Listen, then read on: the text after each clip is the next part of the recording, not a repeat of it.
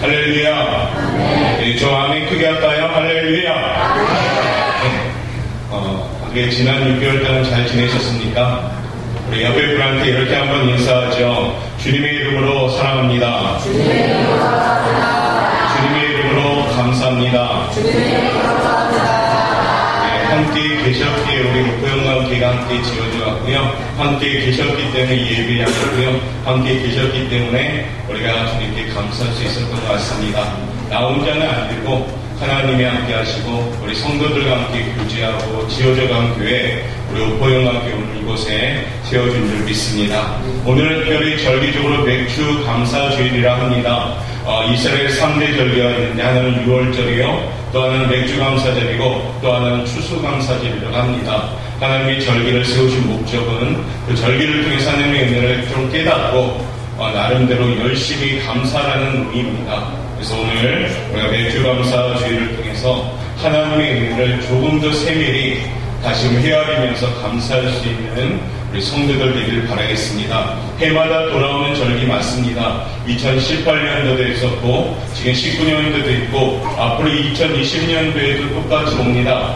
그러니까 어떻게 준비하고 맞이하느냐에 따라서 이 절기가 진짜로 우리 안에 감동을 주는 감사 절기가 되느냐 아니면 그냥 지나가는 시간이 되느냐 이런 모습이 있다는 겁니다. 오늘 특별히 이 아침에는 우리가 오직 감사뿐입니다 라는 질문을 함께 나누면서 하나님을 생각하고 하나님의 은혜를 헤아려보면서 정말 나 같은 존재를 죽을 수밖에 없던 나 같은 죄인을 살려주신 하나님의 은혜를 다시 한번 회복되시길 바라겠습니다. 여기 이곳에서 예배하는 것 자체가 감사해요. 그러니까 우리 목표영학교를 섬길 수 있음에 감사합니다. 그리고 이 땅에서 그리스도인으로 살아갈 수 있음에 감사합니다. 이 근본적인 감사가 오늘 이 아침에 회복되시기를 바라겠습니다. 맥주감사절에 또 다른 많은 이름들이 있는데 6월절이라는 그런 거기서 50일째 되는 날을 기념한다 해서 오순절이라고도 말하고요. 또한 이스라엘의 처음 열매, 보리와 밀을 거두는 처음 열매를 거두는 절기다 해서 초실절이라고도 말합니다. 그런 의미에서 오늘 우리가 감사의 대상자인 하나님께 기본적인 흔들리지 않는 감사가 잘 세워질 수 있기를 바라겠습니다. 그래서 지난 6개월을 하루하루 한번 되짚어보면 우리가 헤아려보면 참 감사한 일뿐입니다. 사실은 우리 안에 알게 모르게 불평하고 부정적이었던 생각들을 가졌던 우리의 모습이 참 민망할 정도로 부끄러운 거죠.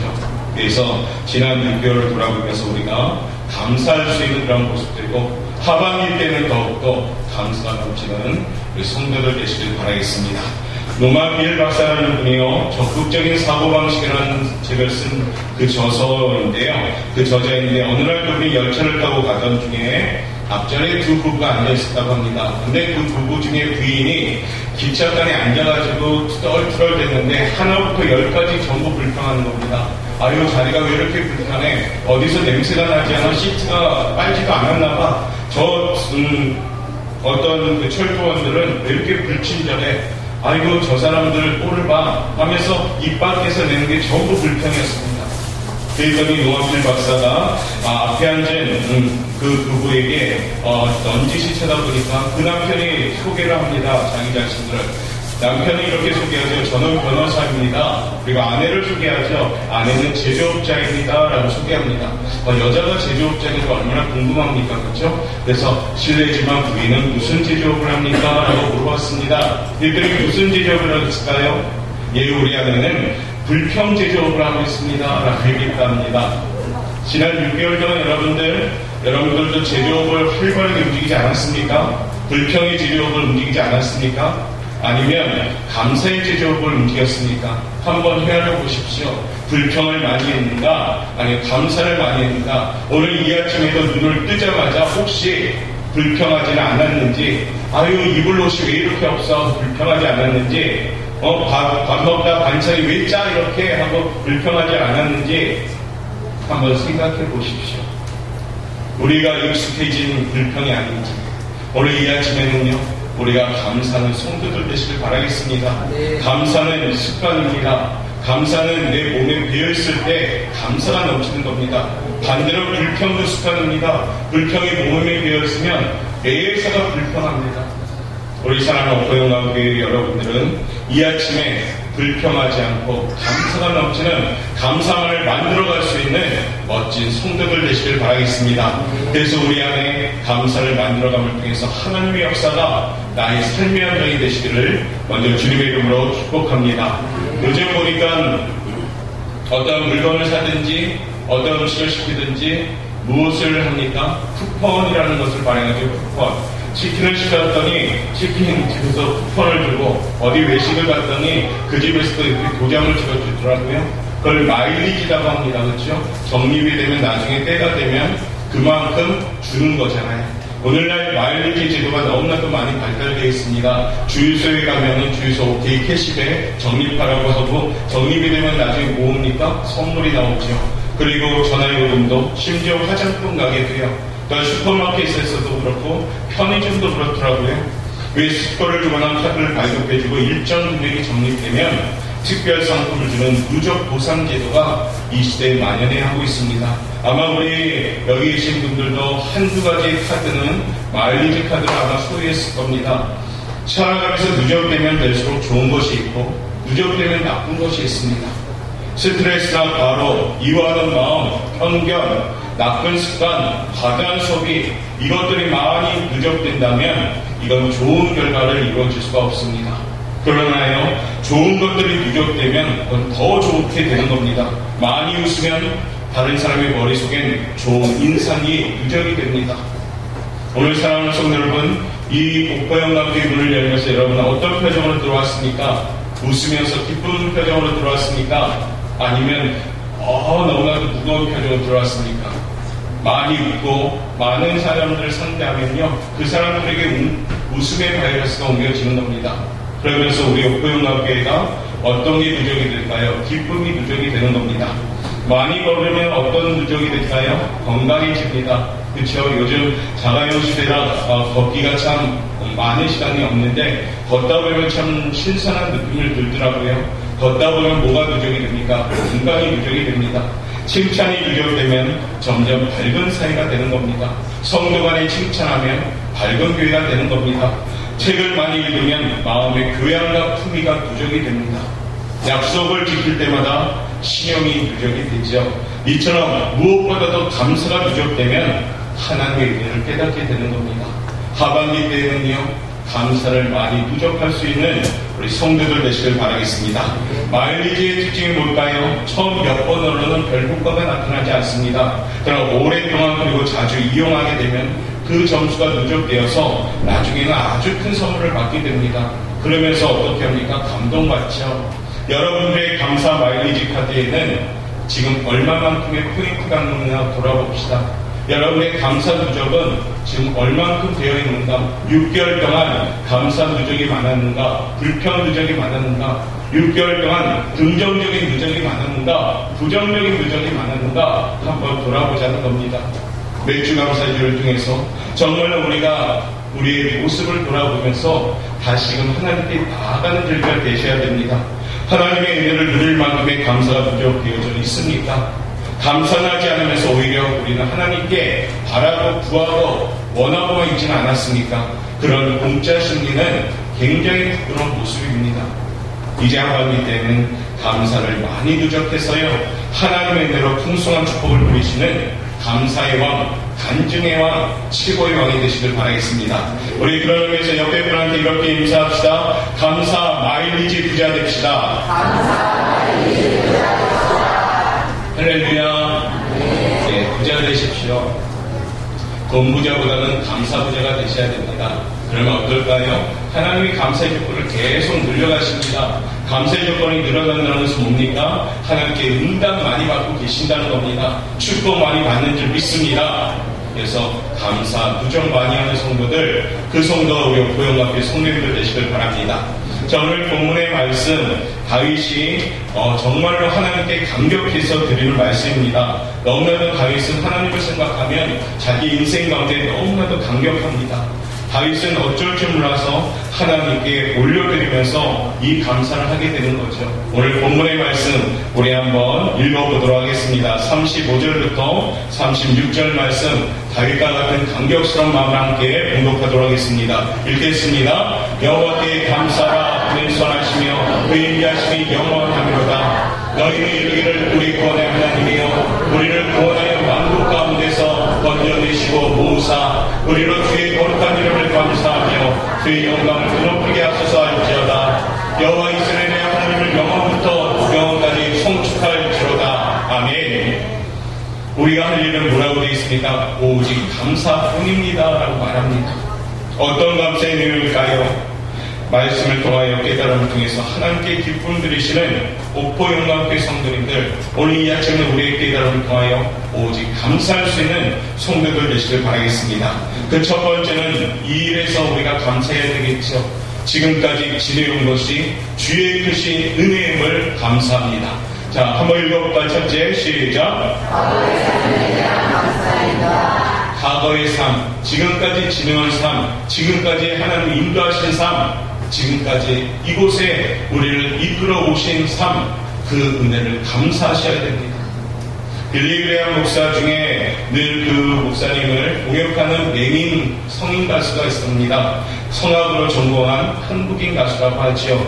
이 맹인 가수는 늘 빌리 그레이엄 당시에 공역해서 그 목사님을 도와주었답니다. 사람들은 맹인이 나를 인도해 줄 때 100m 전방에 뭐가 있다고 말하지 않습니다 라고 그 맹인은 말합니다. 그러면서 이렇게 얘기하죠. 눈앞에 물이 있으면 건너십시오. 침기가 있으면 올라가십시오 라고 전함을 통해서 자기가 그 말 따라 듣고 따라가면 안전하게 목적지에 돌아왔습니다 라고 고백합니다. 하나님도 나를 지금까지 이렇게 인도했습니다 라고 말씀했죠. 우리는 10년 앞도 모릅니다. 20년 앞도 모릅니다. 아니, 당장 내일 앞도 모릅니다. 다만 우리는 하나님을 믿고 순종하며 살아가면 어느샌가 우리의 목적지에 무사히 도착하게 될 줄 믿습니다.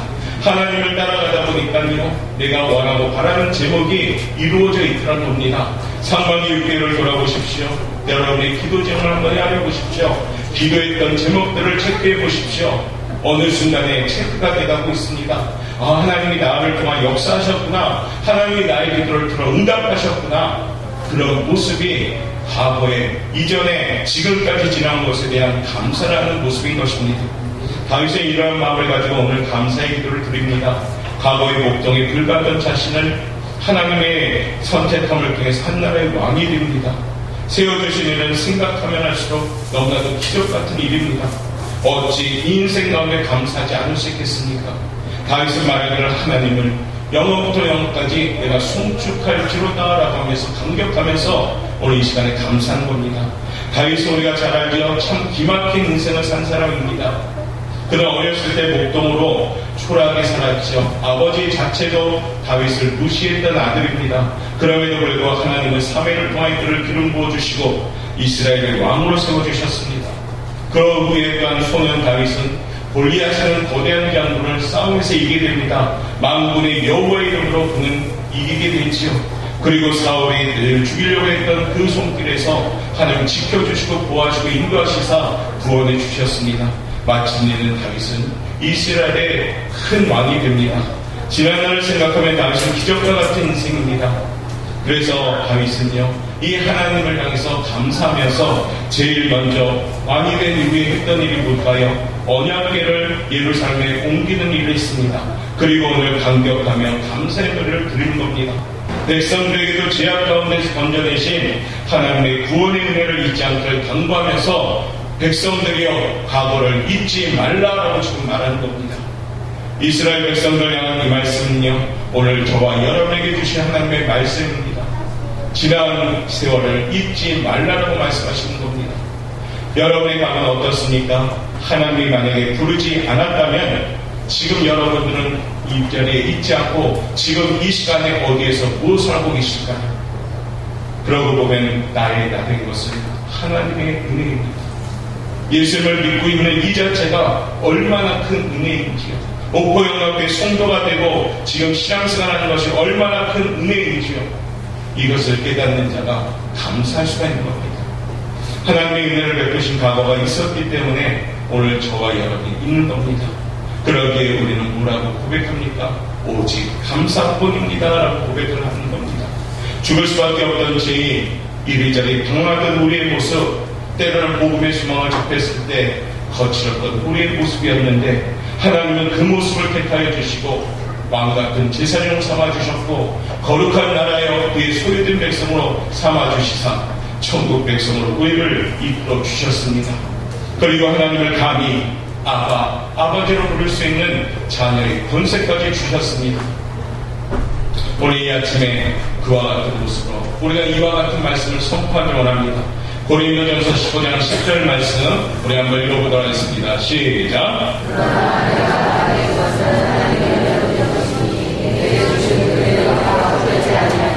내가 모든 사도보다 더 수고하였으나 내가 한 것이 아니요 오직 나와 함께 하신 하나님의 은혜로라. 할렐루야. 내가 나된 것은 하나님의 은혜로 된 것입니다. 할렐루야. 찬양의 가사 중에 이런 가사가 있습니다. 우리 한번 가사 한번 읽어보도록 하겠습니다. 읽겠습니다. 만일 나의 생에 주님이 없었다면 지금 내 모습이 이대로 남아있을까? 끝없이 솟아나는 슬픔과 내 영혼 어둠 속을 헤매고 있지 않는다. 그 다음이요. 나는 아무 공도 없으나 주님은 나를 부르시어 세상에서 가장 귀한 선물을 주시고 감당할 수 없는 무게로 기울어진 짐을 비둘기 날개짓처럼 가볍게 하셨네. 나의 나된 것은 오직 주의 은혜라. 나의 공로로 되어진 것이 전혀 없도다. 나의 나된 것은 오직 주의 은혜라. 아멘. 나의 나된 것은 주의 은혜인 줄 믿습니다. 오늘 이 아침에 사랑하는 성도 여러분, 지난 6개월 동안 우리의 삶을 짧게 생각해보면 하나님의 은혜인 줄 믿습니다. 먹고 살아가는 것, 무거움도 해결해 주시고 때론 답답할 때 답도 주시고 눈물로 기댈 때 그 눈물을 닦아주시고 우리의 작은 부르짖음이 하나님의 큰 응답이 되었음을 믿습니다. 과거를 감사하지 않은 사람이 현재를 감사할 수가 있습니다.